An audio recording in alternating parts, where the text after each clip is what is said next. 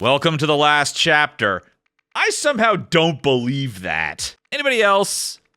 Chapter 5, The Pinnacle, in which terrible plans are set in motion. Plans, you say? Oh no. What has happened? Okay, we got 4 more chapters, and then we have to figure out idle rules. All right, let's jump in here. I've also noticed on all of the chapter select screens where you see all those televisions, they're also laid out chronologically. Like left to right, top to bottom, I mean. Beach trip. A seaside photo shoot goes horribly wrong. Man, things are just going wrong all the time. Okay, what are we in for here? Okay, this doesn't look too bad. I mean, there's... What is that? What is that? What is that thing? They've got like a big... I don't know what it is. It's got the gem in it, though. Is this their new device for putting together stuff? So I see some faces I already recognize. That's Eugene. That's Jack. That's Mary. This guy might be the producer from the show? I'm not sure. Just getting a lay of the land here. I see an ambulance, or what looks like some sort of vehicle with a blinking light on it. All right, let's dig in here. What's going on in the beach here? Let's talk to photography guy here. Mr. Marmont, do you want to review the photos? I've added 2 more. Okay, Mr. Marmont.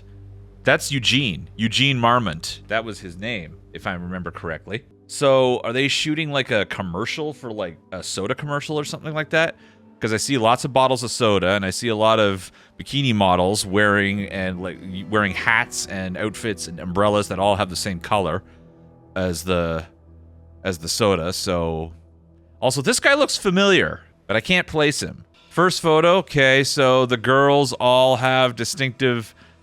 Like, they have different colored eyes, they have different colored lipstick, they have different colored nail polish. They've all got the same kind of soda, and it's the same soda that was used in the talent show to muck up the trumpet player's trumpet. One of them, the blue girl here, apparently has a blue tattoo.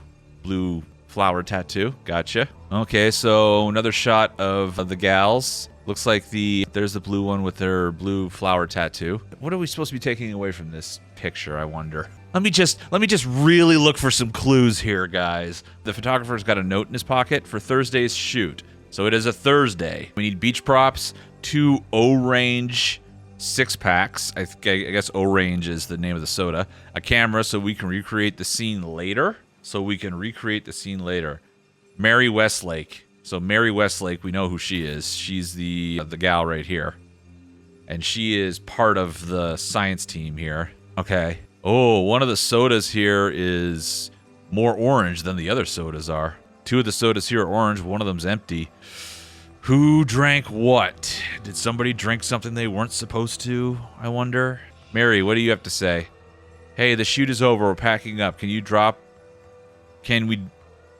can drop you off downtown if you like. Okay, who's she talking to? The bikini girls, I suppose. My question is, why is there only 2 of them? Where's the third one? Oh, she's got a pack of tablets. What kind of tablets? That's not good, is it? That's sus, isn't it? Okay, what's her note say?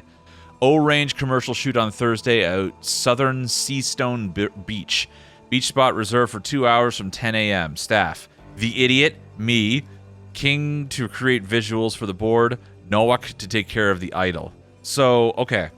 The idiot is Eugene, because she doesn't like Eugene, because Eugene took her job. He took her gerb by setting himself on fire. He took her job. So that's who she means by the idiot. Me. King, I assume, is the photographer guy here. And then Nowak, this is Jack Nowak right here. We know him. So let's get some names down here. So we know that this is Mary Westlake. This guy is King. Somebody King. What is Jack saying here? He's got one of them hard drives with him. Oh, I have no doubt that it consists of dish charade and that it can boost your intellect level. I have captured what we need. I'm saving it in a disk and we can return to the lab.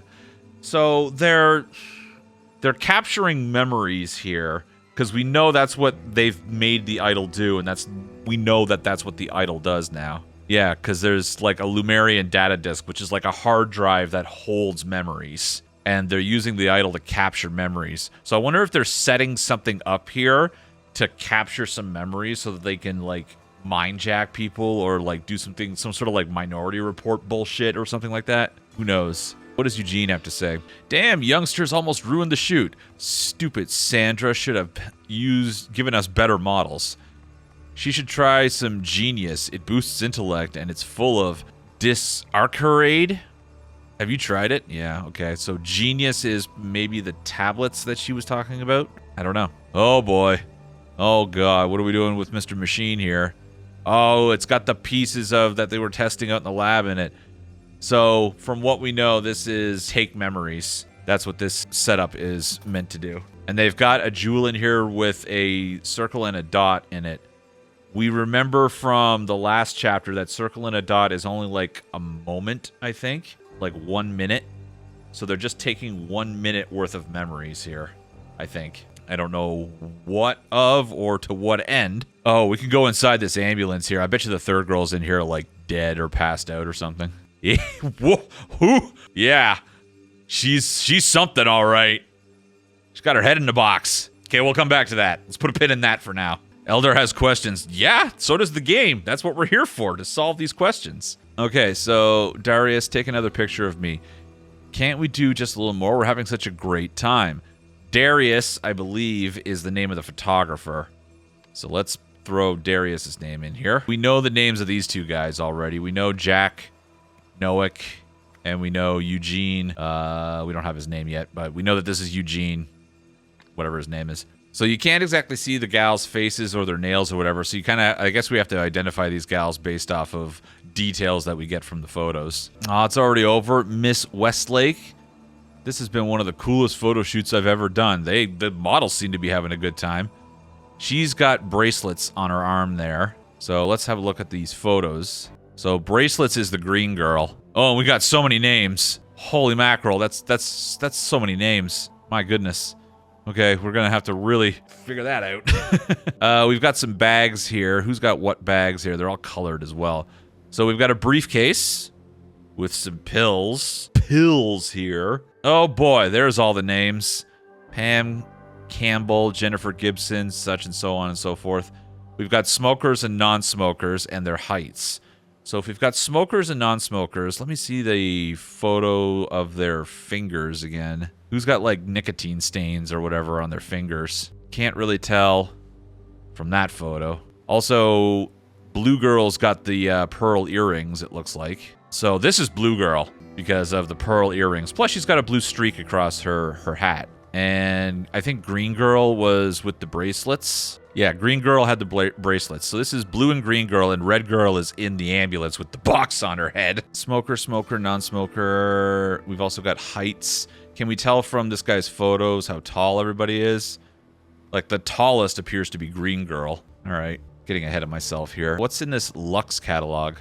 Oh, it's the catalog of models. You can get eye colors and hairstyles from this, at least, and beauty marks. Facial beauty marks. So that's some information that we can store for later. A blister pack full of tablets labeled Genius. So those are different tablets from what Marie has here, I think. Okay, blue bag. Red lipstick. So this is the bag for the red girl who's in the ambulance. She's a smoker. She's got a bar of something. Oh, that's a bunch of stuff with little smileys on it. I think cigarettes are not the hardest thing that she maybe indulges in. And she's got red lipstick. Okay. So maybe she overdosed. Maybe somebody spiked her drink with whatever it is that she's got there or something like that. Green bag belongs to Green Girl. This is the one with the bracelets. She's also a smoker. She's got a note that says, 3 hot models wanted for a soda commercial beach shoot. Must be in fit and look good in swimsuit. We shoot on Thursday at Southern Seastone Beach. 2 hours max. Plays 10 units each, plus potential future recommendations. I know you're mad about me dating Adrian as so soon after your breakup, but this is the opportunity of a lifetime. You know the casting agent, Miss Harper? She's looking for 3 models for a soda commercial. We need you. This could be our big break. Imagine no more waiting tables. Please let bygones be bygones and call me girl. I get the feeling that the reason why one of the gals is out for the count might have just revealed itself right there in that note. Because somebody might be bitter about breaking up or something like that. Okay, so brown bag is also red lipstick. So 2 of them have red lipstick. Wait a minute. Does any of the other females around here have red lipstick, I wonder? There's blue lipstick. And a colorful sheet with some pieces missing. Is this like a sheet of acid or something like that? Okay, so we got blue girl's bag here. We got red girl's bag here. We've got green girl's bag here. And then we have a 4th bag with additional red lipstick. I wonder if maybe that's the casting agent's bag. Let's go in and see her. I think this is her right here. Because she's got red lipstick on as well. So that might be her as well. Thank you for your help, for being so understanding. These young models can be so irresponsible. I'm furious, but I'm glad she'll be okay. So she's overdosed on something. And there's stuff in all the bags that suggests that, you know, recreational drugs. I mean, they're models, so that kind of tracks, I suppose. And again, this takes place in the 70s. So a lot of that is lining up. Okay, so this is the casting agent. We got her name, didn't we? At some point, Miss Sandra, I think it was. Let's go back out and check. Miss Harper. So the talent agent lady is Miss Harper. We don't have Harper's name, though. Okay, so just somebody file that away until we can pick up her name. The client from OPIG wants to have the final say on the models. He has a thing for blondes and beauty marks, and apparently they don't need to be big names. Send him our recent cheap but nice-looking catalog. The address is Eugene Marmont, 23 Bond Street, New Wells. Okay. So Eugene Marmont, he's the project lead. He's the one that set all this up. He's the client here. He's the client from OPIG. So they set up this photo shoot with models on the beach for some reason. Okay. So now we can place his name under Eugene there. Eugene Marmont. Close that down. Let's have a look, see what's going on. What's on this sheet over here on the ambulance? Ambulance duty list, medic Ridley Cano, paramedic Ellis Simpson. Okay, so we need to figure out which one of these 2 is the medic and which one is the paramedic. I assume the bags down here will probably tell us which is which. Since the game, this game is very clever because it takes place in what I assume is alt history Earth. And so they have different, like, symbols and vehicle designs and etc. So what does the dot bag have in it? A book of symptoms, cold skin, loss of consciousness, seizures, increased blood pressure. So she's got a book of symptoms. Okay. What does the X bag have in it? 2L, my biggest fan, Magus. Magus has gotten work as an athlete, apparently, ever since he quit being a dark magician. The candy destroying our youth. It's drugs! I knew it! So we've got Sunny's, Euphoria, Crystal, and Portal. Lovely street names. All right, we'll get to that in a second here. The note in the X bag says, 2L, my biggest fan. This is L, because this person has the dot on their forehead, so that's the dot bag. So this is L, Ellis.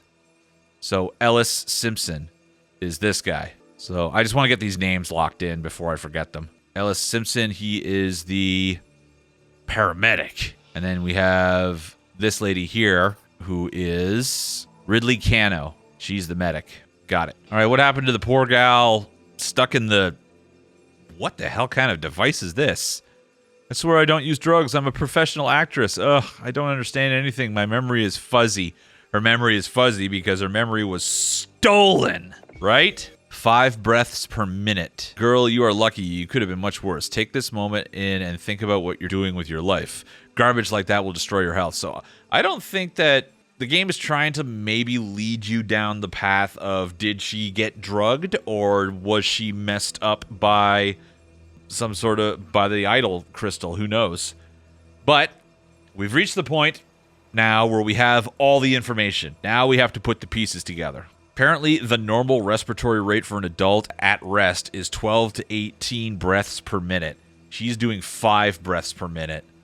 So she was like nearly in a coma. So we should have all the words that we need, so we can put Harper's name down here. And then we have to name the 3 girls, and we also have to get the first name of the talent agent. The first name of the talent agent's probably on a note in here somewhere. There's the name of all the models. Also, we've got an encyclopedia here on what the drugs are. So Marie has a baggie full of Sunnies. gum containing caffeine and nicotine that youngsters use to stay up all night partying. Highly addictive. Okay. So this person has... actually, Nick might have just helped us out there because he's giving us information about what a normal breathing method is. So it's very doubtful if this person did go down from drugs. It's doubtful she went down from Sunnies, because if they're full of nicotine, that would like get your heart racing. Euphoria, this amphetamine-based rich kid drug, quickly delivers short but strong bursts of happiness. Highly addictive. So where's the downside? Well, addiction, obviously. Yeah, that's probably the biggest downside. Crystal. Smoking the opioid crystal causes users to forget their worries and not feel pain. Highly addictive. And then Portal. Causes extreme hallucinations. Popular in spiritual cults. The lysergic acid in Portal destroys users' morals and belief in God. What did she say? It happens, Miss Harper. These things they ingest in Seastone clubs. You can't imagine. Yeah, these are the two paramedics. Thank you for your help in being so understanding. These young models can be so irresponsible. I'm furious, but I'm glad she'll be okay. Client from OPG. Yeah. Yeah, that works. I just don't want any weird shit.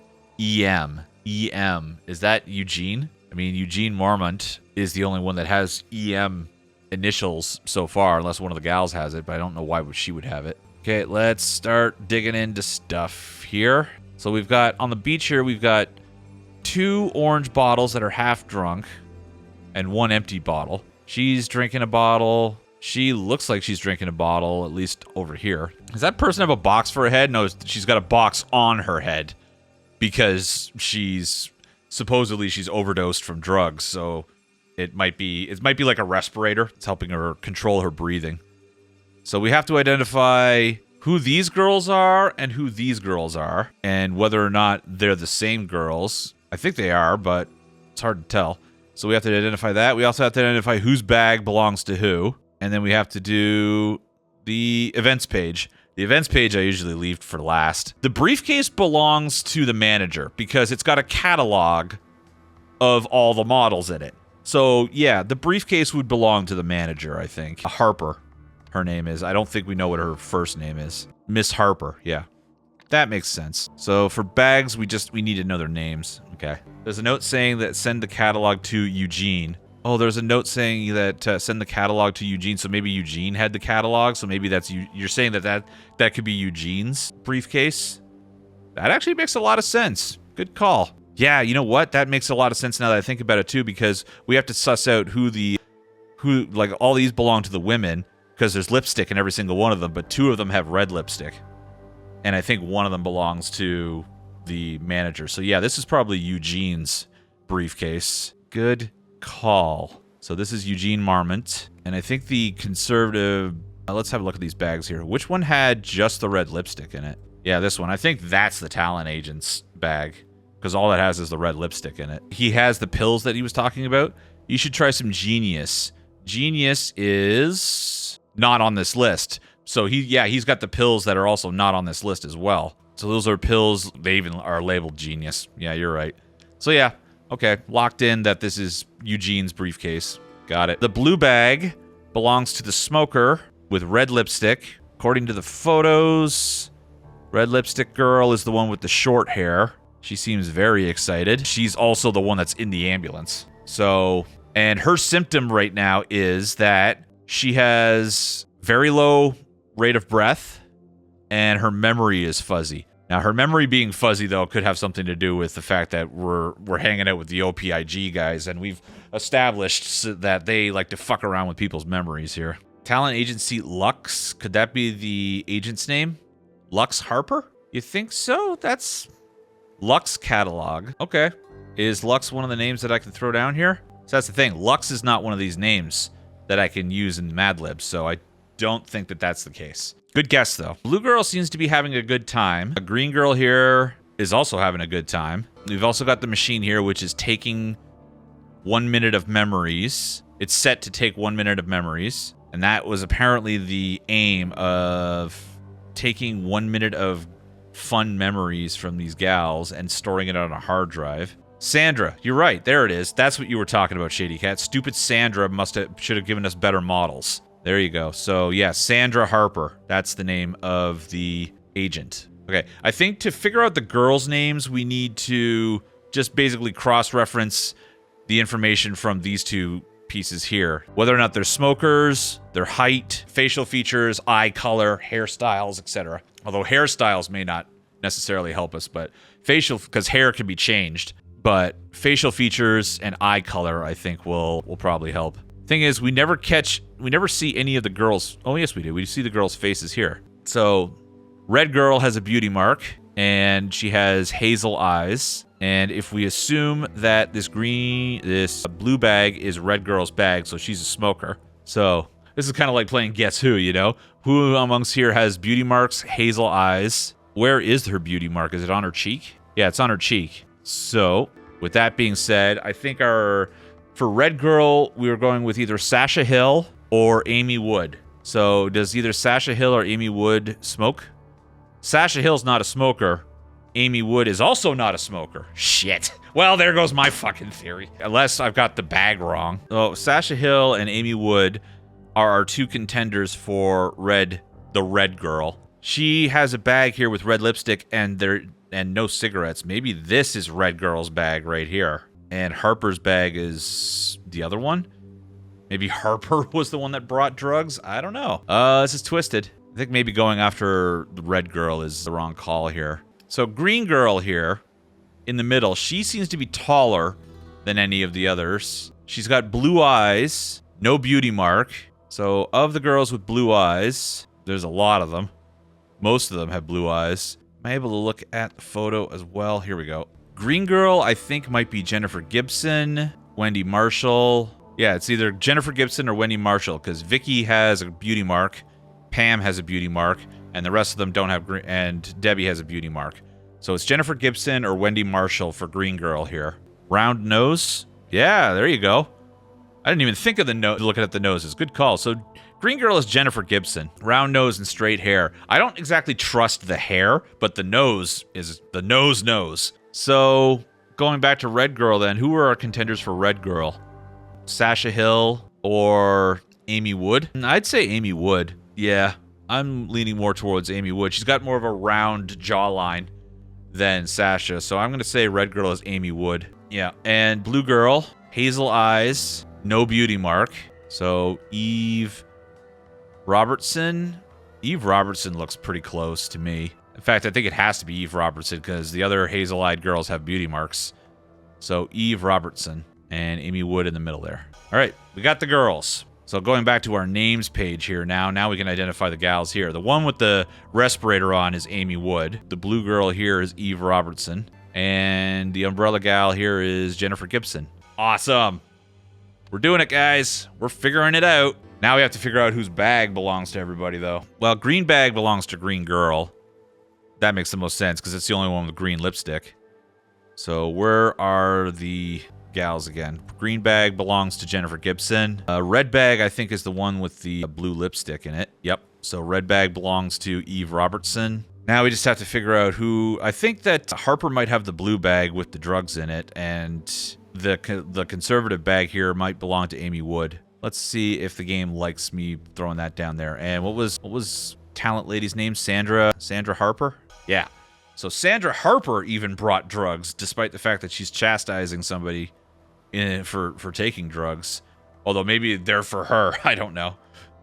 But regardless, we got everything solved. So now we got to do the events page. All right, here, let's figure out what happened here, guys. So, okay, somebody hired. So hired would be the client. That'd be Eugene. Eugene Marmont hired Sandra Harper to provide models for an O-Range commercial. O-Range is the name of the soda. Okay, so far so good. Before the shoot, somebody secretly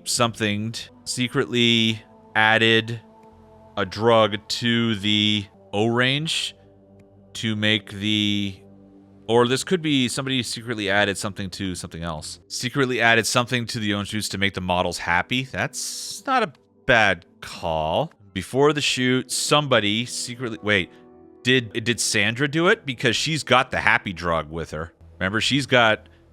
This is Sandra's bag. She's got the smiley pills in there, which are the euphoria drugs. The rich kid drug quickly delivers short bursts of happiness, highly addictive. So that makes sense to me, because that is definitely Sandra Harper's bag. So I think Sandra Harper secretly added euphoria to the O-range to make the models happy. This worked, so I think this is Noack. Jack Noack aimed the idol at the models to take their happy memories, because that's what the idol does. But Red Girl, Amy Wood's something, created an emergency. The organizers had to call for medics. So Amy Wood's something. Where's Amy? Oh gosh, they don't have all the names listed here, so I keep looking for the girls' names, but they're not there. Amy Wood's something created an emergency. What does Amy Wood have? Which bag is hers? Amy Wood's breathing? Amy Wood's overdose? Yeah, maybe she had too much.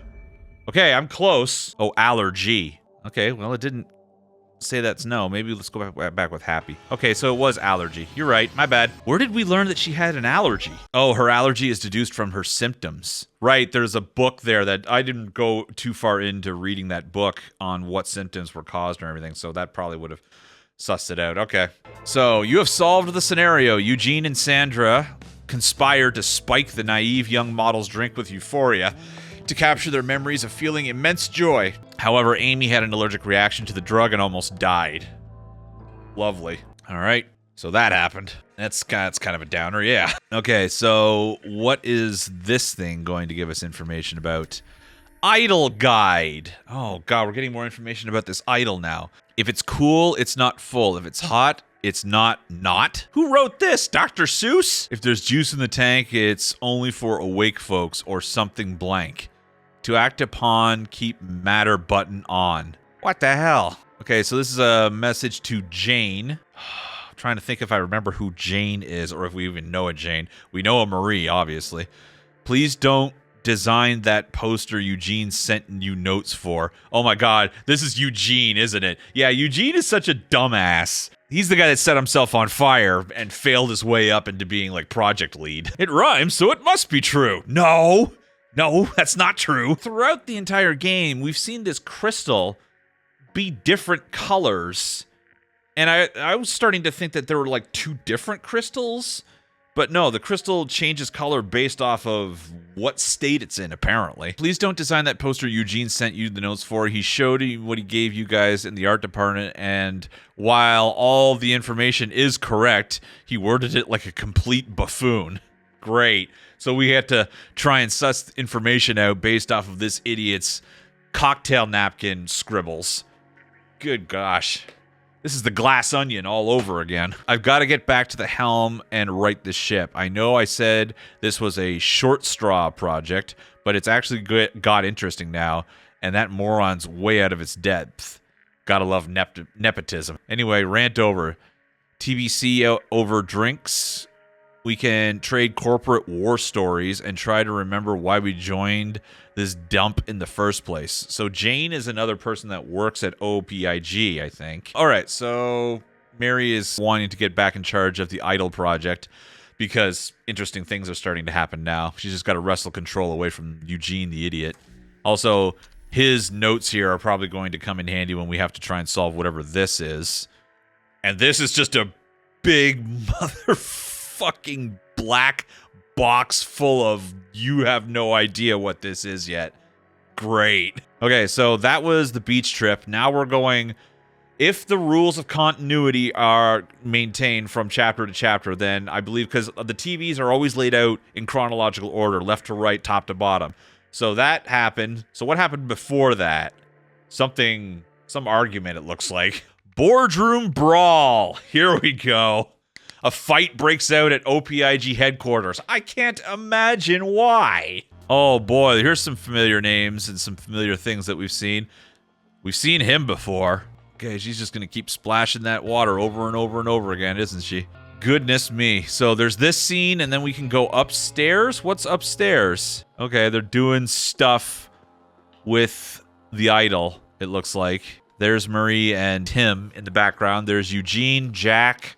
I don't know who. Oh, is this? This is Tessa. She's like got all the shit washed out of her hair and everything, and she's like done, and she's like dressed down now so that she can be more conspicuous.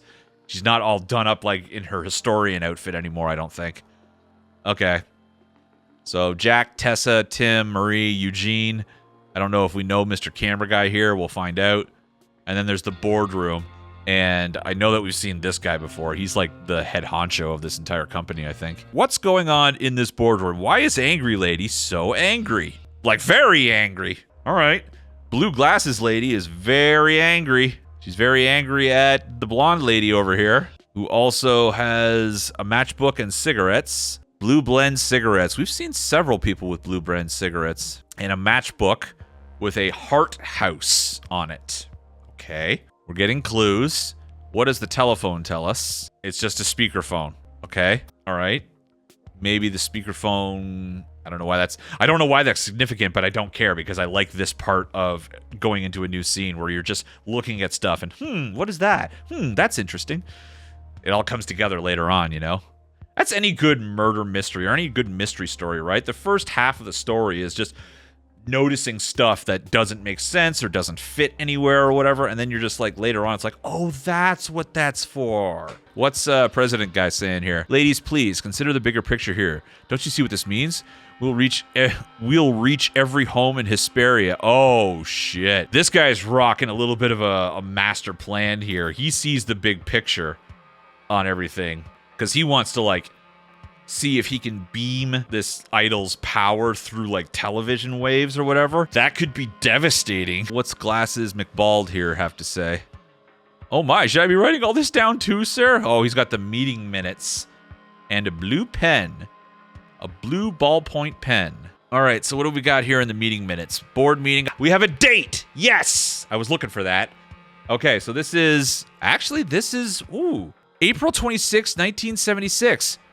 I was completely wrong about the chronology. This takes place before the first chapter, because the first chapter takes place in 77. Board members present. Nathan Hoyle, that's this guy. Jasmine Patel, Annette Spender. Annette Spender, as in related to Tim Spender, perhaps? I'll bet you this is Annette Spender. Bet you this is Tim's wife. And then Jeremy Drake, he's the secretary taking notes. All right, let's start putting some names to people here. So Nathan Hoyle is the president. Jeremy Drake is the secretary. I'm guessing Angry Lady is Annette Spender. And finally, we have Jasmine Patel. Okay, I don't have the identity of the two women confirmed, but that's just my suspicion.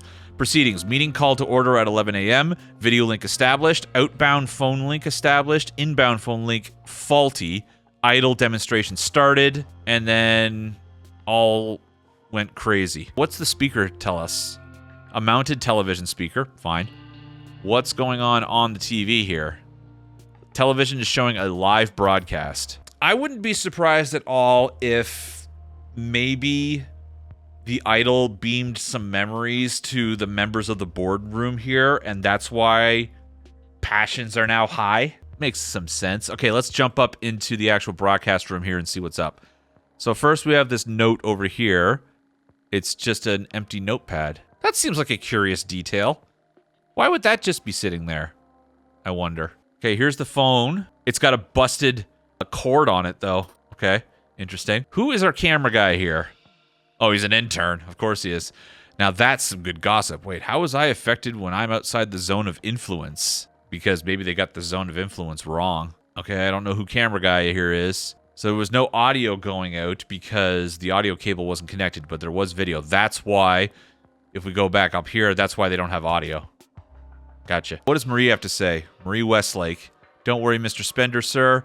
It can take a few moments to reorient yourself. It's perfectly normal. Spender's in the room, and he got affected. I wonder if his memories of having an affair got beamed to his wife, and that's why his wife is going apeshit. That would make the most sense to me. What's Marie's note here say? Non-disclosure agreement. I, Tristan Dreyfus, hereby agree not to disclose any information obtained through my internship with the Olympus Pinnacle International Group. We finally figure out what OPIG actually stands for. To do so could result in a substantial lawsuit. Signed, T. Dreyfus. Oh, Tristan Dreyfus. Is that who this guy is? Nope, that's Eugene. You dirty dog, Tim. Now how can I use this to my advantage? So he's the intern. So is this Tim? Yeah, internship. So camera guy is Tristan Dreyfus. And I think Eugene might have picked up some of Tristan's memories. But let's get some names down here. We, of course, know Westlake. We, of course, know Marmont. We know Tim Dreyfus. Oh, no, wait. Not Tim Dreyfus. Tristan Dreyfus. Tim is Spender. What is Tim up to anyway? What? How did I get here? He's lost all his memories. Oh, God. And what has he got on him? Oh, he's got a ticket for the Love Motel. And that's where the lady downstairs got the matchbook from, because it's got the little heart motel on it. April 26, 1976. So oh God, valid for 30 days from your checkout on April 26, 1976. So he was just with her that morning. Ooh, scandalous. And a letter. Elephants never forget. What? Well, it's hole punched. It looks like it's from this pad of paper here, and there's the pencil. Maybe he like wrote it down for himself, or somebody slipped it to him. Don't know. Okay, so we've got his timeline here. Monday, April 25th. Board meeting set off. Bayhaven to New Wells, 3 hours. Motel check-in. So yeah, he was out at the motel with the lady downstairs. Tuesday, 11 a.m., idle demonstration with New Wells Lab. Then he goes back to HQ. And then dinner with Annette and the kids. Dirty son of a bitch. Oh, it's part of the experiment, right. He was meant to transfer his memory to Marmont, but the memory also went through the camera, I think, and got to his wife. That's fun. So what is Eugene writing down here? Elephants never forget. So yeah, he's trying to write down Tim's memory right here. Tessa, I thought I told you to fix the phone, Jack. How are we supposed to answer the board's question? Yep, there she is. Man, Tessa Navarri's been with us for most of this entire game. She's gone through a lot of stuff, hasn't she? Oh, do I not have her first name yet? Okay. What's Jack up to? He's got the minute stone in his pocket here, or the minute lens. Take it up with Eugene when he's done drawing. In his infinite wisdom, he changed the plan last minute, so I don't have time to do your tasks. All right. Demo prep. Eugene's orders and Tessa's orders. So Eugene's orders are these ones, and Tessa's orders are down here. So Eugene was supposed to tape off the zone of influence, erect a curtain booth, and select idle, set idle to 1 minute / 1 day. That's why he changed it from 1 minute to 1 day. So that's why he didn't just get a minute of Tim's memories so that he can redraw the elephant. No, he got a day of his memories so that he got draw the elephant and remember his Tim's affair that he had just the night before. And then Tessa was supposed to fix the lab phone transmitter and receive Mr. Spender at reception, delegated responsibility for looking after him to Mary. So Mary's looking after Tim. Got it. What's going on with the actual idol? Yeah, it's got a day lens in it instead of a minute lens in it. All right. So all we have to do now is do names and events. Nothing wacky on this one. So let's get these names filled out here. That's Tim Spender. We've got Tessa Navarri. We've got Jack Noack. I feel like I know these people really, really well by this point because we've done so many scenarios with them. We've got Eugene Marmont, and we've got Mary Westlake. Hell yeah, everything's right. All right, events number 1. At OPIG's laboratory in New Wells, I think is what they mean for here. Is that where the laboratory takes place? Let's look at all the stationery. Maybe it'll have an address on it just to confirm that. Board meeting minutes at the HQ. The HQ is in New Wells because if we look at Tim's address book here. Yep, idle demonstration at New Wells Lab. Oh, wait a minute. Back to HQ. Hang on. I could be wrong about that. The lab is in New Wells. The HQ is somewhere else. Okay, so the lab is in New Wells. The team held a demonstration to show that the idol could take and give memories. The idol was used to take 1 day's worth of memory from Tim Spender and then give it to Eugene Marmont. Boom. Got it. All right, what happens next? This included a drawing of this included a a memory of Tim Spender and what was the affair lady's name? Jasmine Patel. Jasmine Patel at the Love Love Bay? Love... Tim, where's your thing here? Just the Love Motel. It's very original. At the Love Motel. At the company headquarters in... Oh, where's the headquarters, though? Okay, well, let's go back to the headquarters and look for clues on where that is. Somebody's got to have something in here that shows us where this is. Meeting called to order at 11 a.m. Video link established. Mounted television. Yeah, it doesn't say anywhere in here. So, yeah, camera guy here also got blasted by a little bit of the Idol's attack there. Or Idol's blast there. That's Marmont. Board meeting set off Bayhaven. Oh, Bayhaven to New Wells. 3 hours. So if he was having a board meeting at their HQ, then he probably set off from their HQ, which is in Bayhaven.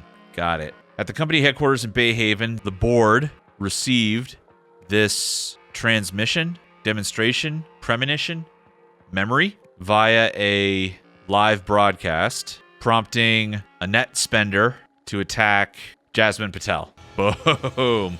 That was probably the easiest one we've done in a while right there. That one was pretty straightforward. We didn't have to do anything like wacky, like, you know, hunt around for wild clues or whatever. That one pretty much spelled everything out for us. Hoping to glean useful information, Eugene arranged... Oh, this was all set up by Eugene. I think Eugene might be, like, playing the idiot just to, like, continuously, like, steal information or bumble his way through, or, like, make everybody underestimate him, but he secretly knows what the hell he's doing. Hoping to glean useful information, Eugene arranged to have the Idol give him an entire day's worth of Tim's memories rather than just 1 minute memory of Tim's drawing. Unexpectedly, the Idol transmitted these memories not only to Eugene but also through the camera behind him and into the minds of the other board members who had been watching via a live video broadcast. Wow. Okay. Whoa, there's one of them flying copter things from OPIG. Woo, that's a lot of reading. All right, so there's a memo from the president here, Nathan Hoyle. To the lab team, by now you should all have been informed about what happened here at HQ during yesterday's demonstration. Clearly, we need to capitalize on this unexpected functionality. So Eugene is very much an opportunist, and he's kind of a sniveling guy, but the president here, he just doesn't give a shit about anything except results. And when he sees results, even unintentional results, he's like, oh, gotta get on that. Each of you is to submit an idea for how we do this. Have your submissions on my desk by tomorrow. So what are the ideas that got rejected here? I bet you this is from Tessa Navari right here. Empathy for all. For 1 minute, I meditate on the feeling of pure empathy, and we capture my memory of this. We contact the international media and have them transmit the memory live on the evening news. Benefits. If everyone knew this feeling, we could all recall it at will. Earth would be a paradise. Rejected. All right, what's the next idea here? Max employee loyalty. HR spends 1 month increasing an OPIG's employees' obedience and skill levels. In a live training broadcast, we then transfer those memories to every OPIG employee in every office. Benefits, we optimize our workforce at minimal cost. That's Tim Spender's idea. I'll bet you that's Tim Spender's idea. The greatest generation. We pay a top teacher to spend a month intensively teaching a gifted child literacy and numeracy skills. Then we team up with a children's television program for a live episode in which those memories are transferred to all viewers. Benefits, intelligent children will no longer fall through the cracks of the education system. Imagine how many more will grow up to achieve great things for humanity. We could solve the world's problems in a generation. That is Jack's idea. That's Jack Noack's idea. Because he was all about, like, he was very inspired by his Uncle Isaac, and he wanted to grow up to be a great scientist like his Uncle Isaac. So that's Jack's idea, I'll bet you. So Tim's idea, Jack's idea, and Tessa's idea. Okay, we're moving on to whatever happens next. What happens next? So we had the board meeting thing. They're trying out ideas. They're trying to capitalize on the fact that now OPIG knows that they can transmit memories through television signals. So they're trying to capitalize on that. The beach thing may or may not have worked, but let's see where they go with this from here. Ancient artifacts. A violent display at the Museum of Lemurian History. Oh boy. Lemurian history. So The Lumerians, I believe, were like an ancient civilization, and I think they are where the golden idol actually came from. I could be wrong about that. We know that the professor, the guy that we saw at the very beginning of the game choking out the orderly in the mental institute, he was a professor of Lumerian history, and the woman that was watching the talent show, I think she's like an ancestor of like the Lumerians, I think. Whoa! Man, oh man, these tableaus get weirder and weirder.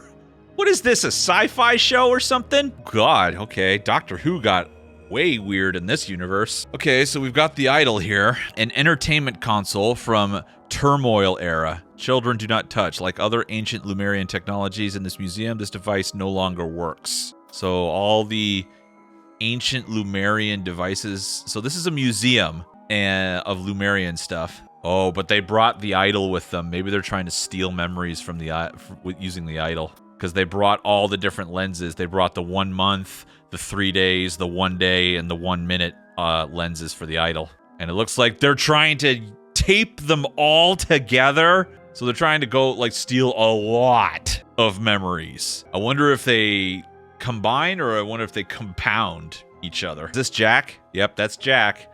If my calculations are correct, and if what I think just happened, I'm afraid you don't know how right you are. Oh boy. Wow, who got stabbed here? Rowan Doyle, security guard. Okay. A spear has pierced the man's shoulder. Okay, he's got a taser with him, and he's got a copy of the newspaper, the Ash Weekly News. Museum opens old wounds. Oh, I bet you they're busting in here to get some of these old Lumerian hard drives here to steal the memories that are locked inside. Okay. Do we not have to do names? Interesting.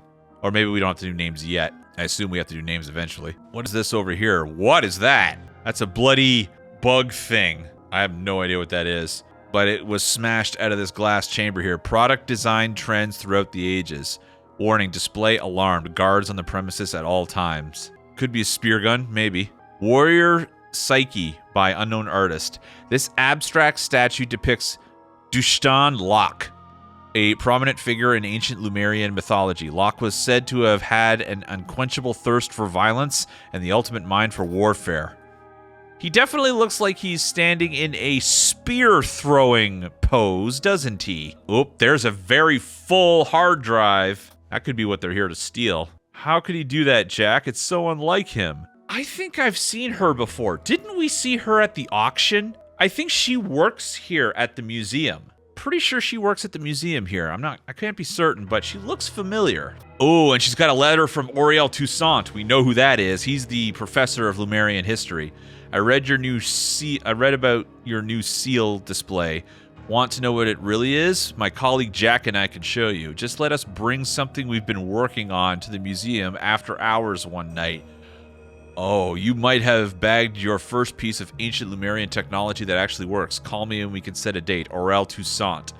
So, Aurel Toussaint, the Lumerian historian, he brokered this meeting. I think that she probably found this disc, didn't know what it was, but she told the professor about it. The professor's like, "Oh, I know what that is. And if you want to find out, let my buddy Jack, who has this device, come by and we can see what's up." Interesting and interesting. Oh, this is good. This is so curious. So these products that we have it over here, there's a chart here. Oh. Product design trends throughout the ages. Progress age, golden age, turmoil age, restraint age. A Velforge, a Harmonite, a Siren Cry, and a Vaporon. Okay, so which one's which, I wonder? Because one of them got loose out of here and was used on something. What has Jack got on here? Sticky tape. He's got what looks like a palm recorder. Okay, so max lens fitted, idle at target position, area behind target cleared, ready to begin. So this is, I think, him taking like vocal notes to himself. So I think they were going to use the idol to extract memories from this disc. How did that go? Here we go, extracting memories in 3, 2, 1. Completed inspections, no issues found, safe to continue. Idol reoriented, recipient seated and signaling to proceed, transferring memories in 3, 2, 1. Recipient reports successful transfer but says memories incomplete, wants more. Try to explain that idle is already set to max, but recipient adamant. I suppose there is one thing I could try. Could get us an extra 4 days worth. It goes against my better judgment, though. So who was the recipient? Because I don't think it was the security guard. Maybe it was Aurel Toussaint, and that's why he went insane. Because he got way too much freaking information. Oh, he's got, like, information. Like, he's doing calculations here. Date of experiment, June 4th, 1977. So this is on June 4th, 1977. That lines up because Aurel Toussaint is in a mental institute and killing a nurse in June 1977. I think Aurel Toussaint is the one that got blasted by the information. And he was doing some calculations there. Oh my god. Oh my god, that's a really high number. Oh my god. Did Aurel Toussaint get that many days, months, years worth of information beamed into his skull? Yeah, that would drive anybody crazy, I think. Whoa. Wait a minute, how does Jack do his calculations here? 1.22 is a minute. So he does his calculations in minutes.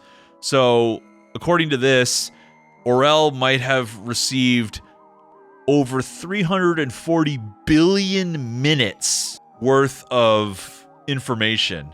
What does that translate into, like, into years or centuries? Yeah, that's what they thought the lenses would add, but it ended up multiplying. Yeah, so that's about, what, like, roughly 650,000 years worth of information? Jeez, that's a lot, man.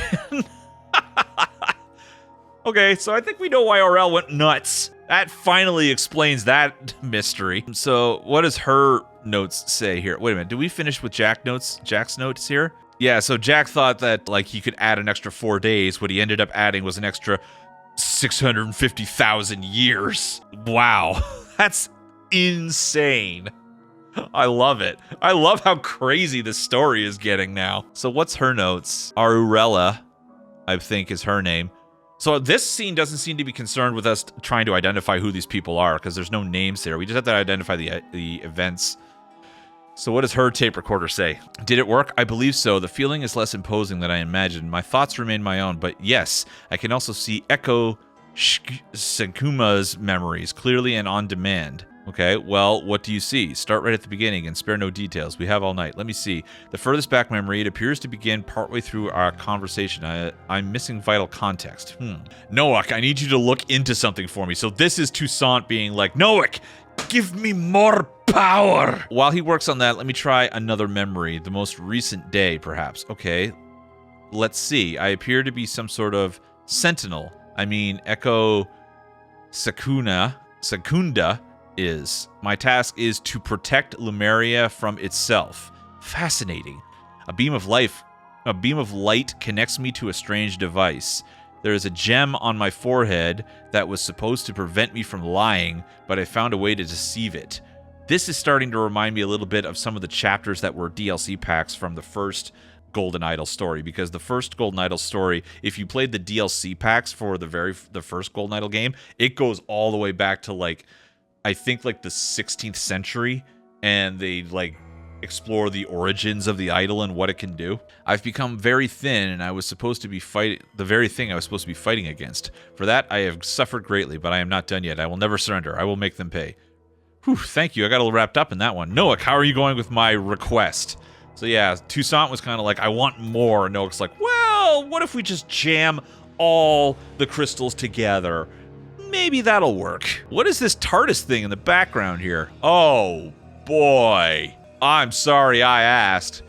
A projection crystal. Oh, wait, this is another museum display. In ancient Lumerian, naturally glowing crystals such as this one were used to project public service announcements. This particular narrative featured the fictional sinner Ak, who was used to warn against the gravest of crimes. The precise nature of the crime depicted here, however, has yet to be deciphered. It's not a puzzle, it's just information, and a lot of this it seems very familiar to me, because a lot of this seems like seems like stuff that was written about as a myth based on things that you actually see in some of the DLC chapters from the first game. Fun. What's about the spaceship up here? A military aircraft from the Golden Era. At the height of the Empire, Lemurian's army boasted a fleet of more than 1,000 such aircrafts. When all flew together, they were said to cloak the entire cities in shadow. We're almost... Oh, and we've also got the big giant Titan here. A law enforcement automaton. Ugh, from the Restraint era. Commissioned by the Ministry of Order circa 800 BC. An ancient Lemurian proverb is inscribed on the finger's lips. Loosely translated, it reads, Discipline heals societal wounds. That sounds cozy. Can't imagine why it is this civilization didn't endure. What's the big squid thing back here? A tank. Of course it is. What was I thinking? Seems like a very militaristic civilization here. From the Progress era, the M490 tank, aka the Blockbuster, is often blamed for the Ravens' defeat in the Lemurian Civil War, as its main gun was prone to jamming and often failed to fire at critical moments. And that'd do it. Well, that's all the information we're getting, kids. Now we have to try and solve... Fuck. Oh, boy. This is... Wow, this is very... Okay, so I was wrong about the names thing. So, Auk, Crow, and Deer. So we've got 3 characters here. We've got... One of these is Auk, one of these... Okay, there's Crow. I assume this is Deer. And Auk is probably this guy. So, first Auk takes all memories from Deer and gives them to a disc. I mean, that seems to line up here. Next, Auk... Okay, hang on. Next, Auk takes some memories from the disc and gives them to Crow. As a result, Crow becomes Deer.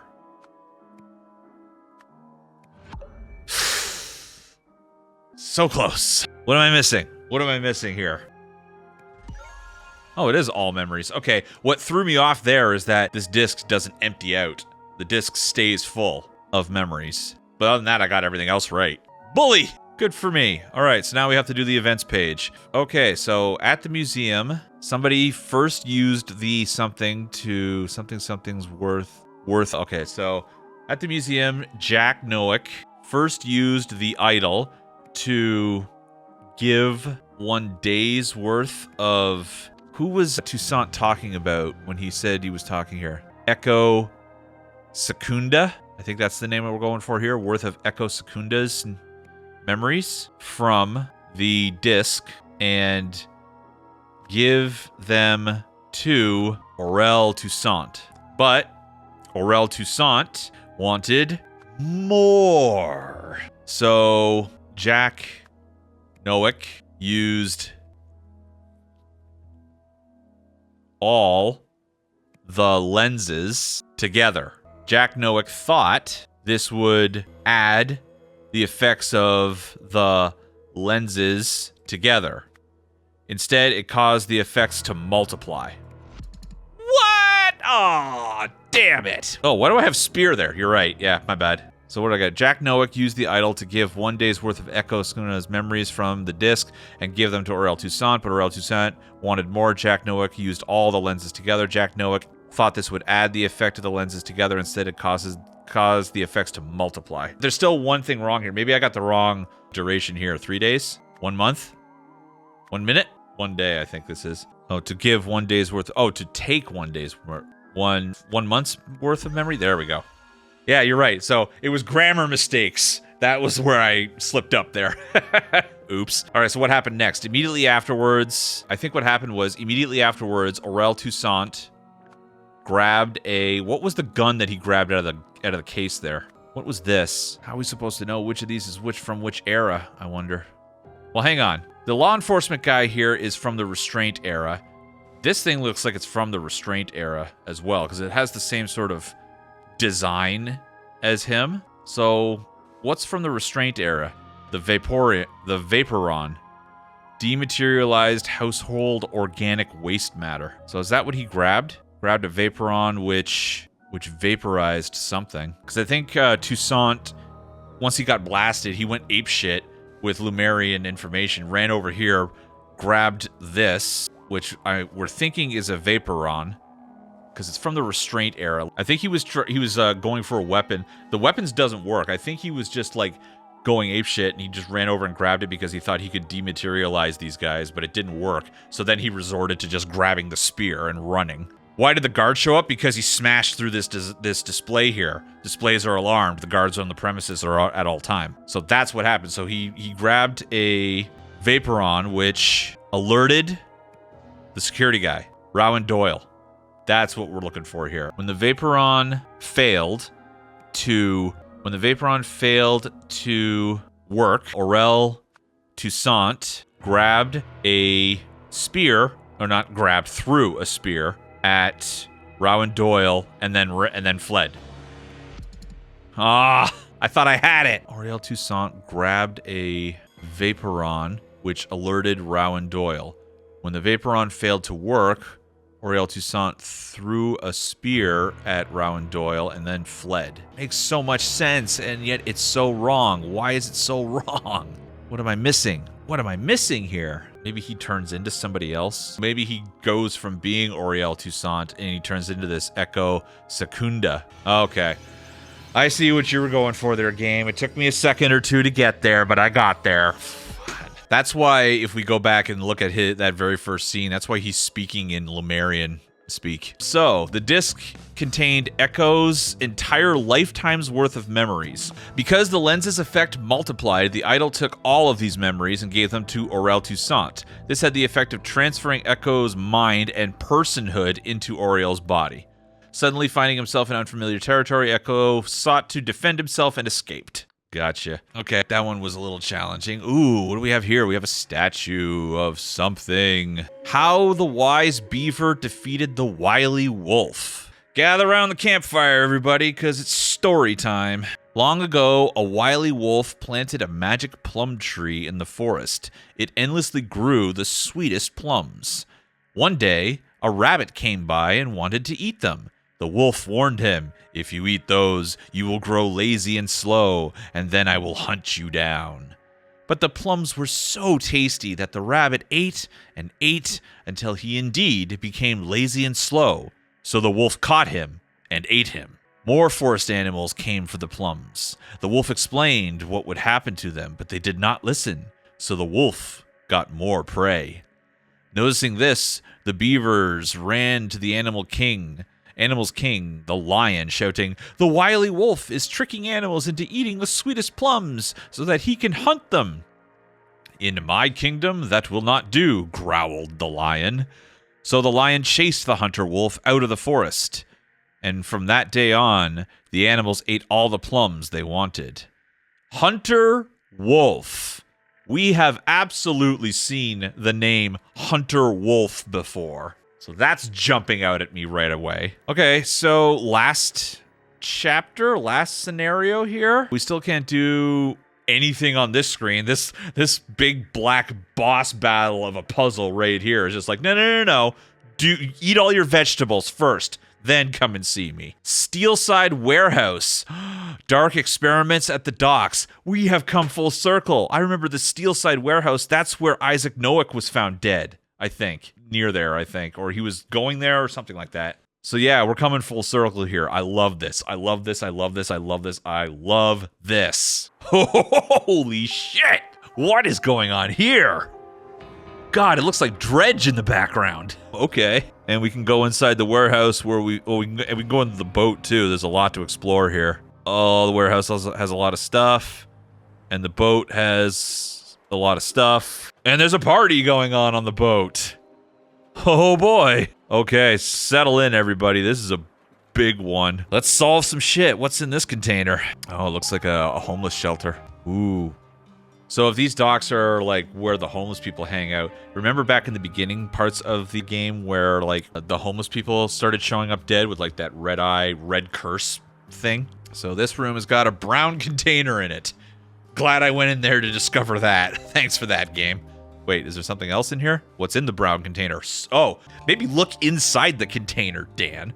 All right, so booze bottles, possessions, a flashlight, a piece of paper. The summary of 1976. This year has been pretty tough. Scrawny Marvin's lungs gave out and he died. Pity. I have fond memories of his optimism. On the bright side, we have a rule that says the dwellings are distributed according to who's been here the longest, so being the oldest inhabitant, I inherited Marvin's place. It's a vast improvement. Hunter Wolf is still working in the Steelside warehouse and leaves us alone. At the end of the year, a newcomer, Luke, appeared. Would this be Luke Brown? Because I remember the name Luke Brown. He's the guy that showed up in the drainage pipe way back during that construction accident that happened. I like him. He's seen military action and is reliable. Plus, it was a bit lonely here with just my old paranoid buddy, Dirty William. I recognize Dirty William's name as well. Dirty William was the name on one of the cops' police reports when he was investigating the Red Curse. Who do we have hunkered around the fire here? Okay, we have some folks. Who's who? No, you killed him. I don't believe your weird bullshit. Just stay away from me. Also, if he's gone, I'm moving into his shelter. Those are the rules. All right. Ooh, wow, we have a voodoo doll here and a set of keys. I think we've seen this guy in a cutscene before. He was in a fist fight with somebody. He has been elevated. Soon enough, he will come and you will see the proof that it can happen to you too. I bet you... Could this guy be Hunter Wolf? He's got keys. He's also got a gun, which is loaded, and he's got ciggies. Hey, why are you insulting him? Hunter Wolf's saved our asses once already. I'm sure he's a decent man.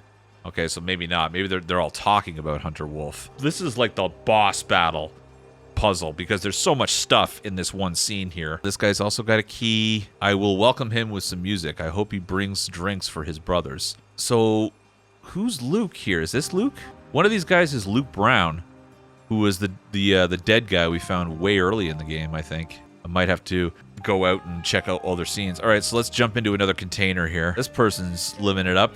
Oh, there's two people living here. All right, what does person number one with the purple jacket have? Stuff, buttons, empty bottles. This person appears to be quite the seamstress. March, move to the docks. Harry's very experienced. William's suspicious. Luke is quiet and disciplined. So we have Harry, William, Luke, and this person. The bandit appeared and wants us to work for him. He hurt old Luke's leg real bad when he fought back. Something unbelievable happens. It feels too good to be true, but Hunter Wolf has saved us. So they're all talking up this Hunter Wolf guy. William's suspicious, but the bandit is truly gone, and new Luke seems to be in good shape. New Luke. What? He moved to the warehouse, so I got to move up in living spaces. The container is much better. A new arrival appeared. Phil. He seems fine. Hunter has come to us with a new proposal. All right, we got some names here. We just got to figure out who's who here. What's in this box? There's a couple of pins. They look like the pins that Buddy here had on the doll that he had with him. Yeah. So I'm guessing Green Hat Guy lives here. Harry, reliable but stern. Keep him close. Luke, territorial, loyal. Keep him close. Hunter, secretive. Avoid him.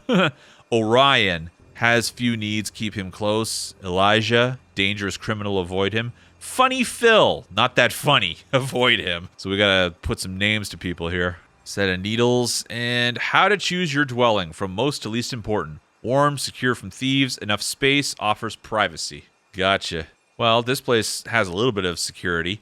It's got like a board that they can drape across the front door there. What about this one? This one's got like a lock, like a handle lock to it, and it's private because it's only one person. Who's living on the boat here, though? This boat does not look secure at all. Whoever lives here has a harmonica. Also, everybody seems to have their own set of bottles, too. I wonder if I'm going to have to figure that out. So, I think the game wants us to say, okay, who's living where? Order the docks dwellings from best to worst. Okay, well, the worst is the boat. Well, actually, what did the note say? From most to least important. So, it has to be warm and secure more than anything. This place... not warm, not secure. So the boat is the worst place to live. How many dwellings are there? There's the 3 containers, and then what? The warehouse? Well, there's an office in here. We haven't even explored in here yet. Oh boy. They consider these two dwellings to be 2 separate dwellings. All right. What did the note say? Privacy is not that important, but there needs to be space and secure from thieves. So I'd say that this container here is the best because it's private. It's secure, so I'd say that this is the best. And then these two we can just swap around. There we go. You could brute that one. All right. So one puzzle solved. That was a fairly easy one, but I think that was just... Look at all the other things that we have to solve down here. So that was just sort of the appetizer. So what's the timeline here? Name all the homeless people who either currently or used to reside at the dock in order of their arrival. Wow. Okay. And then we have also residents who lives where. Yikes. Yikes. Yikes. Yikes. And then we've also got 2 pages of events that we have to figure out. And they don't give you a names page here. So you have to work without a names page. This year has been tough. Scrawny Marvin's lungs gave out and he died. Pity. So Scrawny Marvin is this guy, I assume.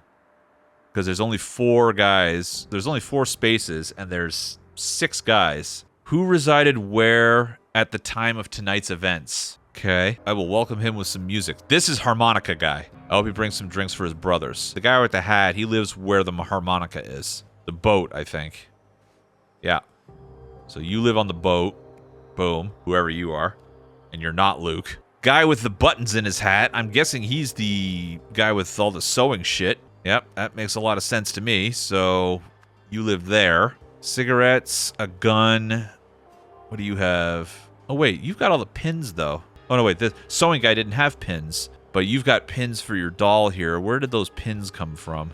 Right there. So, yeah. Green hat guy lives there. And that means that the big tough guy lives in the secure place. He has been elevated to. Soon he will come and you will see the proof that it can happen to you, too. Maybe this is Luke, actually. Actually, I could be wrong about that, the Hunter Wolf thing. Because he has been elevated. Soon enough, he will come and you will see the proof that it can happen to you, too. That's fantastic, Luke. I will welcome him with some music. I hope he brings some drinks for his brothers. I think maybe tough guy here is Luke. Whoever Luke... He's not Luke Brown, is he? And we've also still got the party up here. This is like 2 different puzzles in the same scene here. And we've still got the warehouse to deal with, too. Fun. Hunter Wolf is still working in the Steelside warehouse and leaves us alone. Is he in here somewhere? Can we find him? Found him, I think. He's got the red eye curse. The man is not breathing, but his body is still warm. So he's recently dead. Like tonight he's dead. Okay, let's hunt through these rooms here. Oh, there's a camera. So this is where they've been blasting people with the idol. And I think this is probably where Hunter lives. He's got bullets here. ES. Don't touch if you value your life. ES. Oh boy, he's got drug stuff written in here. March. 50 grams of Euphoria, 6th and 29th. 200 grams of mixed Euphoria, Canal Square. 2 kilograms of Sunnies, University of Maple. Gang fell apart. Cutter got shot by the bastards from 48th. Gotta lay low for a while. Old docks at the Steelside warehouse looks promising. Locals are weak. Elijah Sinclair is not done yet. I will rebuild and take revenge. So this is Elijah Sinclair. I'm starting a new life. This despicable body, though addiction riddled, is so much stronger. Wolf has earned my full loyalty. For now, I will work on bettering myself and ensuring the safety of the mission. The game is starting to get very tricky, though, because now the game has established that when people swap their entire identities into another body, the game expects you to be like, okay, that person is now this person. So that is going to make things challenging. What's on the wall here? Holy shit. The local homeless options. So somebody's trying to swap into these bodies here for some reason. Scrawny Marvin, Luke Brown, Harry Stone, Dirty William, Orion Sky, and Funny Phil. Must be consensual. I see. Hunter Wolf doesn't look like he's got a photo up here. I'm fairly certain this is Luke Brown in the toque here. Idle range, commands, local, remote, get. So the idle range, it can take locally. It can't take from remote, but it can give through remote. So the idle beams can't steal memories through the camera. It can give memories through the camera, though. Yeah, that's good to know. What's the book say here? January 12th, 1977, Harry is ready. Using the idol, I have prepared him well. Let's see if he's able to achieve the goal. I have high hopes. April 3rd, 1977, he failed. How? Was he not prepared enough? No, the others must have sabotaged him. What happened on April 3rd? 1977. I don't know. April 5th, 1977. I am not giving up. My hypothesis is not wrong. Knowledge improves societal conditions. Thus, it has the highest utility. It just needs to be given to people who can influence the whole system. September 2nd, 1977. I now have the means to get better people in powerful positions. With my method, the rich scumbags are practically volunteering to be improved. This should work. Just look at Luke. He's become the best assistant I've had. A lot of the pieces seem like they're coming together here, but it's just a lot of information to try and keep in my head here and put all the pieces together. This might be the diary of Hunter Wolf, and this might be the room of Hunter Wolf. I'm not sure, because Hunter Wolf hangs out in here. And then there's Dead Guy there. He's dead very recently. And then finally, we've also got this yacht out here, the Sea Breeze. And what's going on in here?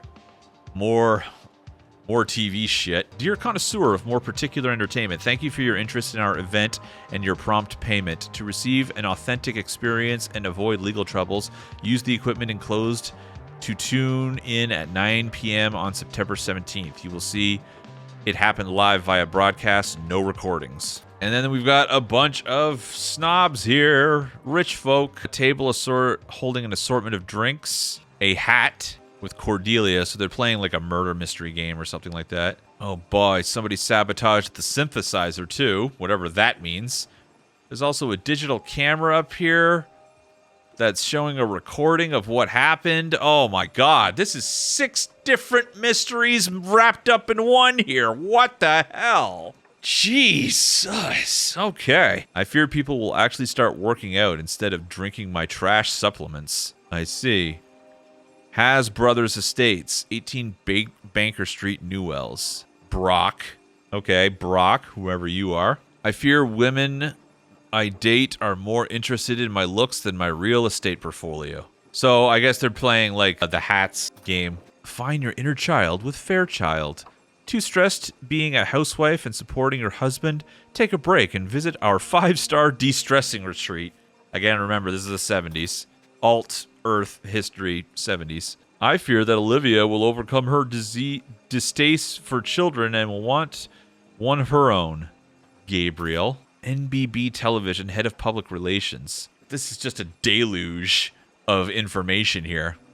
Dear Miss Prescott, please join us in the festive celebration at my husband's birthday on September 17th at 9 p.m. We'll celebrate on Gabriel's yacht. There will be drinks, games, and for the main event, a performance by Gabriel on his latest acquisition, a rare 50,000 unit of currency, Quasar Wave 501. Let us know if you can make it. Sincerely, Olivia Gerard.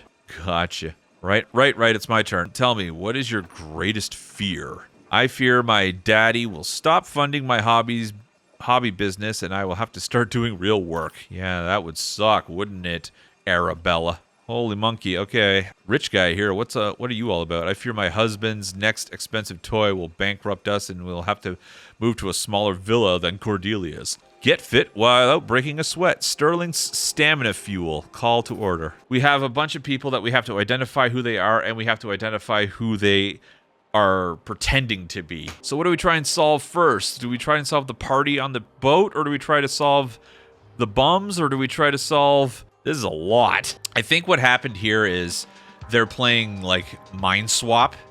Like, they all probably got blasted with the waves and they got, like, mind swapped or something like that. Boy, oh boy. Okay. So we've got to figure out who the bums are and where they live. We've got to figure out the timeline of the bums living in the docks. We've got to solve the name game. And then we've got 2 pages of events that we have to solve. Also, if he's gone, I'm moving into his shelter. Those are the rules. Are they talking about this guy? Also, who is this guy? This might be Dirty Williams right here, because he died as well. Because if we go to the newsflash, one of the cops had a file on a homeless guy named Dirty William, if I'm not mistaken. Yeah, deceased homeless individual alias Dirty William, found in a container on Old Docks on Stockyard Street. So I think dead guy in the container here is Dirty Williams. So if Dirty Williams is recently dead, then I think they're talking about him in this conversation here. You killed him. I don't believe your weird bullshit. Just stay away from me. Since we're jumping all over the game here looking for clues, I want to go back to a cutscene from last chapter. See, there's tough guy knocking somebody out. Well, look who it is. You got a problem, Hunter? I think this guy is saying that to our cloaked person here. So tough guy here is definitely not Hunter. And this guy might be Hunter in like the green hoodie of some sort. So I don't think any of these guys is Hunter Wolf. Because they're talking about Hunter Wolf as if he's not here. And there's somebody's dwelling here. This is Elijah Sinclair. And he's got a book for March. He's got a lot of cigarettes too and bullets. I think tough guy here is Elijah Sinclair. Except he dwells... We thought he dwelled here. But maybe he doesn't. Maybe I got that wrong and maybe somebody else dwells here. What did he have on him that made us think like he had a gun? He has a gun and there's bullets in there.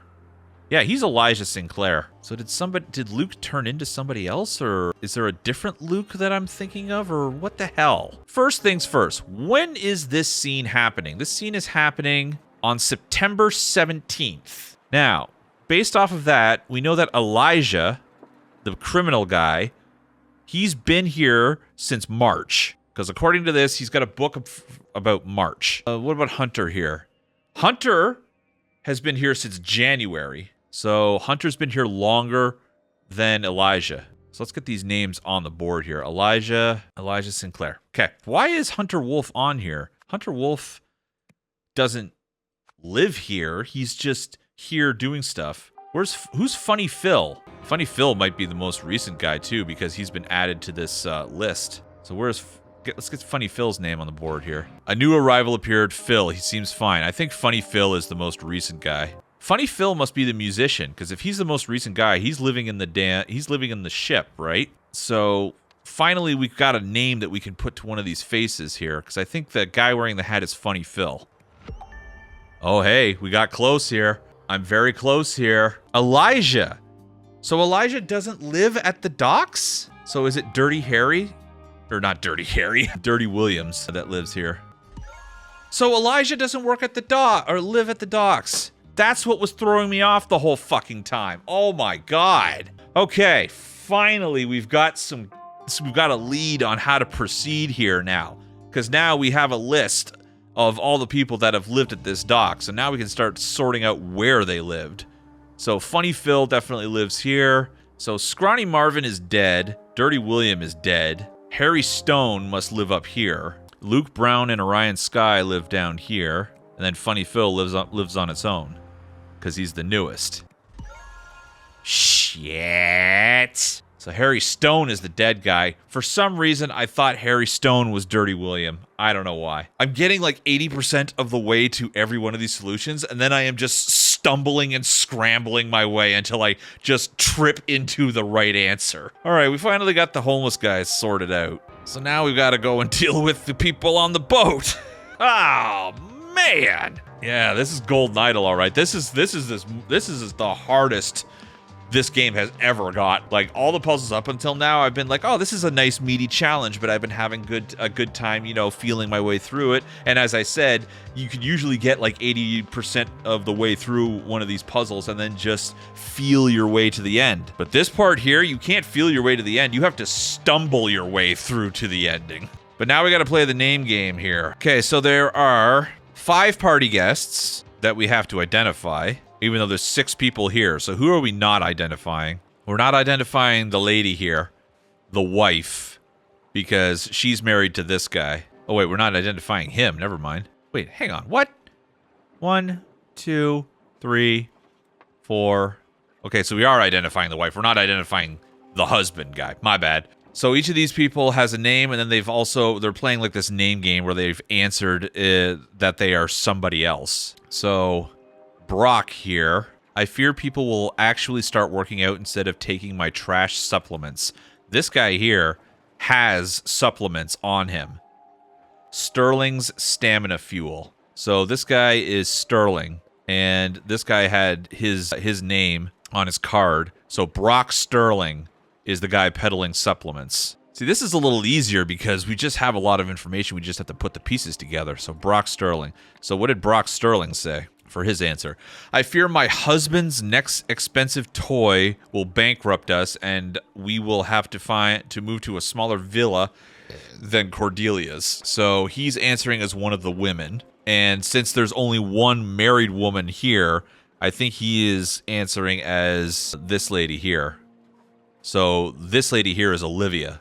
Don't know what her last name is, but we'll figure that out. And that means that one of these other two ladies is Cordelia. I fear that Olivia will overcome her disdain for children and will want to have one of her own. Right, so he's not playing, so the husband's not playing. That's why we don't have to identify him. Okay, I get it. So I fear that Olivia will overcome her distaste for children and will want one of her own. I fear my daddy will stop funding my hobby business and I will have to start doing real work.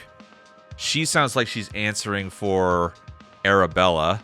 So which of these two is Arabella? I'm guessing it's Guru Girl there, because the other woman here has a job. She works as head of public relations at a TV station, whereas this one just has like a meditation camp. So I feel like Arabella Fairchild is this girl here in the glasses. Who did she answer as? She is pretending to be Tucker. I fear women I date are more interested in my looks than my real estate portfolio.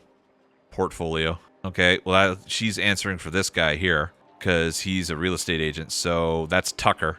Tucker, does he have any identification on him on his card? Hats. Tucker Hats. These names are wild. They must have spent months just coming up with all these names for all these people. Okay, so we got a name here, Olivia Gerard. So we've got Olivia's last name. Tucker answered as the supplement guy, so he answered as Brock Sterling. Brock answered as, I fear my husband, so he answered as Olivia Gerard. Annabelle, or Arabella, I fear women I date are more interested, so she answered as Tucker Hats. Gabriel Prescott answered as herself, and Olivia Gerard answered as Arabella Fairchild. Oh, I'm so close. Maybe I got the Gabriel's thing wrong. Cordelia. Is she Cordelia Prescott? And she answered as Gabriel Gerard. Yeah, that's it. So she was, and so okay. I got it. Okay, I was pretty close there on my first try, and I just had one or two small corrections. Blank blank secretly blanked in the blank blank. Hunter Wolf secretly experimented in the Steelside warehouse. In June, when somebody appeared, okay, so who appeared in June? The Bandit appeared and wants us to work for him. He hurt old Luke's leg real bad when he fought back. So who's the Bandit? That's the question. As a result, something got a new something and became somebody's assistant. This is Hunter Wolf's assistant. So as a result, Luke Brown got a new something and became Hunter Wolf's assistant. Got a new, what did he get? A new body and became Hunter Wolf's assistant. Is Eugene the Bandit? Because he's a criminal? Yeah, could be Eugene. All right, let's assume that it's Eugene. When Eugene... Or, sorry, not Eugene, Elijah. In June, when Elijah Sterling appeared and caused trouble, Hunter Wolf used the idol on Eugene Sterling, sorry, Elijah, fuck, I keep saying that, to give, maybe to take all memories or something. I think what happened was Hunter Wolf basically turned Eugene, or reformed him using the idol. He has been elevated. Soon enough, he will come and you will see proof that it can happen to you too. Because he doesn't seem like a hardened criminal anymore. He seems like a believer. And it also, in Hunter's notes here, he says, Elijah is a problem. So the effect is complete, no trace of the original. So I think he must have done something to Elijah to settle him down or whatever. Yeah, because he gets reformed here, doesn't he? Gang fell apart, Cutter got shot by the bastards from 48th, gotta lay low. Old docks and Steelside warehouse, locals are weak. I will rebuild and take revenge. I'm starting a new life. This despicable body, though addiction-riddled, is so much stronger. Wolf has earned my loyalty. For now, I will work on bettering myself and ensuring the safety of the mission. So yeah, Elijah got, like, blasted by somebody else's memories. The memories of somebody who's on the mission. Okay, so Hunter Wolf used the idol on Elijah Sterling to take all memories, and then on somebody else to something else. Feel like I need more data. So he did something to Elijah. He took his memories, or he gave him somebody else's memories. Something like that. But I need more information on what happened here. Luke has seen military action and is reliable. The Bandit appeared. That's Elijah. He hurt old Luke's legs bad when he fought back. Something unbelievable happened. It feels too good to be true, but Hunter Wolf has saved us. William's suspicious, but the bandit is truly gone, and new Luke seems to be in good shape. He moved to the warehouse, so I got to move up a space. So use the idol on Luke Brown to take all memories, and then on Elijah Sterling to give all memories. Ha ha! So we're getting close here. That makes... Okay. So yeah, that's why Luke is in the body of Elijah Sterling. I feel like maybe I've got a name swapped around or something, or maybe I've got Elijah's last name wrong. Is his last name Sterling or is it Sinclair? I'm gonna kick myself if I've just been had his last name wrong this whole time. It's Sinclair. Shit. The whole time, what has been wrong is I've been using the wrong last name for Elijah. All right, figured that shit out because I was being dumb. Now we got to figure out this party here. Oh boy, on September, somebody used the broadcast on somebody to something something, and then on somebody who was on the something something. Okay, the gray ones here, that's the easiest one to figure out. That's Seabreeze, because that's the name of the ship. We solved all of the who's who here, but there was also some things around here, like a spilled drink on top of whatever this thing is. And then there's also a camera here that shows 3 dark-haired people and 3 light-haired people. Okay, so that shows how they got there. So who spilled on the keyboard here? Who was the husband? It was definitely the husband. Because if you look at the positions of where everybody is when the party starts here, the guy in the top right corner there, if we back it up and follow him, he's definitely over here spilling. He's definitely over here picking up the drink. So it was the husband guy here that spilled the drink on this machine. I don't know why that's important, but it might play into some of these fields that we have to fill out here later on. And we've got the same collection of words here to work with too, so wow. In September, somebody used the something on somebody to something something, and then on somebody else who was on the Seabreeze to something something something using a something something. During the party, somebody verbed a something to something revealing a lack of something something. Hang on a sec. Wait. Okay, it's starting to come together here a little bit here for me. Dear connoisseur of the more particular entertainment, thank you for your interest in our evening, in our event, and your prompt payment. To receive the authentic experience and avoid legal troubles, use the equipment enclosed and tune in 9 p.m. on September 17th. You will see it happening on a live broadcast. No, I think what this is aiming at is during the party, who is our guy here? His name is Gerard. Somebody Gerard. Not Cordelia. She had Gabriel. Gabriel Gerard used the broadcast, or somebody used the broadcast on Gabriel Gerard to something, and then blah, blah, blah. Okay, so let's solve this last one here. During the party, Gabriel Gerard sabotaged a synthesizer to avoid revealing a lack of musical skills. Because I think he had his, like, music skills zapped out of him because he watched the broadcast. Oh, wait a sec.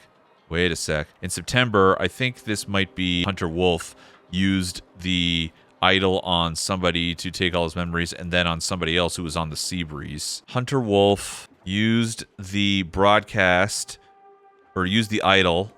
Maybe I was a little wrong. Used the idol on Funny Phil. There's some kind of connection between Hunter Wolf, Funny Phil, and the music skills, I think. Or I could be way off topic here. All I know is that the dude here was supposed to perform for his birthday. Performance by Gabriel on his latest acquisition. But instead, he sabotaged it because he doesn't have his music skills anymore. So the music skills must have been taken away and given to somebody else. And the only person down here that has music skills is Funny Phil here. And we've established that that is Funny Phil. I feel like what's happened here is Hunter Wolf has taken somebody's memories from down here and stuck it into the rich guy's head here. Question is, whom did he throw out to the rich guy here? Who was this guy here? That's Harry Stone. Did he steal? Harry Stone's body's still warm. Means he just died here. So did he throw Harry Stone out to the ship? Hunter Wolf used the idol on Harry Stone to take some memories, or all memories, rather. Aha! Oh, I got you now, you motherfucker. Okay, so I'm very close here. Hunter Wolf used the idol on Harry Stone to take all memories, and then on Gabriel Gerard, who was on the Sea Breeze, to give all memories using a live broadcast. During the party, Gabriel Gerard sabotaged a synthesizer to avoid revealing a lack of musical skills. So, where am I wrong here? This better not be another case of me having the wrong fucking name like it was last time. It wasn't Gabriel Gerard that sabotaged it? No, it was Harry Stone, because Harry Stone is now on the boat. God, I keep forgetting that this game insists that when you swap somebody's memories, they adopt a new identity. So it's been the hardest thing in the world for me to wrap my fucking head around that. Damn it. All right, it's Harry Stone here.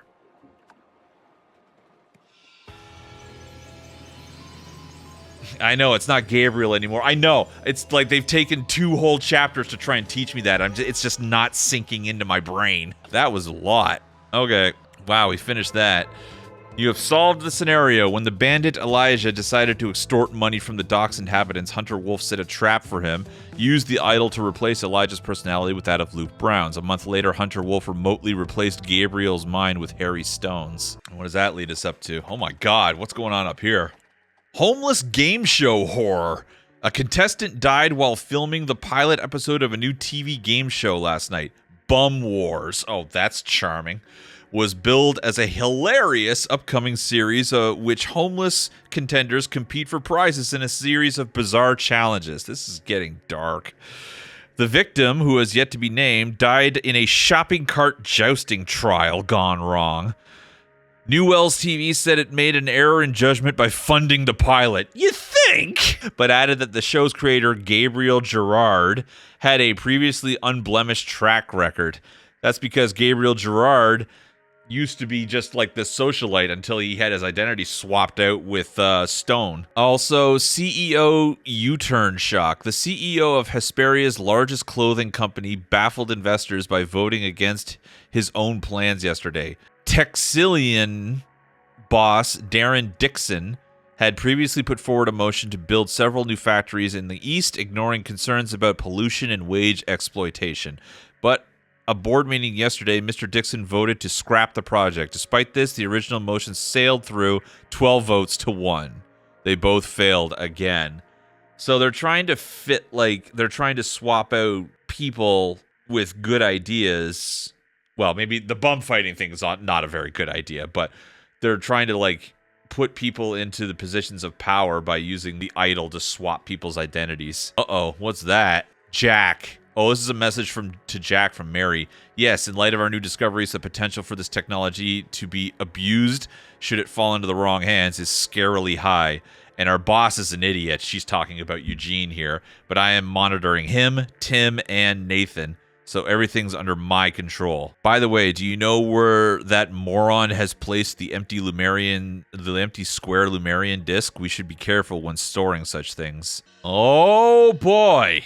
What is this nonsense now? Holy crap. And here I was thinking that we were done with this game, but I guess not. It's like Eat the Rich, but with replacing it with non-jerks. Yeah, but it keeps failing. I think that was their theory. Like, Eat the Rich by replacing them with non-jerks was, in theory, what they wanted to pull off. But the results are either the non-jerks have stupid ideas, or the non-jerks just, even if the head of companies do a U-turn, they can't turn a ship around that's that far gone, you know? So that's what they're left with. And now this technology is out there in the world and something bad might happen. But that all doesn't matter because apparently now we have to figure this out. We know these up here, I think. And we know some of this stuff because the little dot here is a minute. That's a day. That's 3 days, and that's a month. All combined, that is, 10,000 years or something? There doesn't seem to be a number here for all. I would say probably full or all,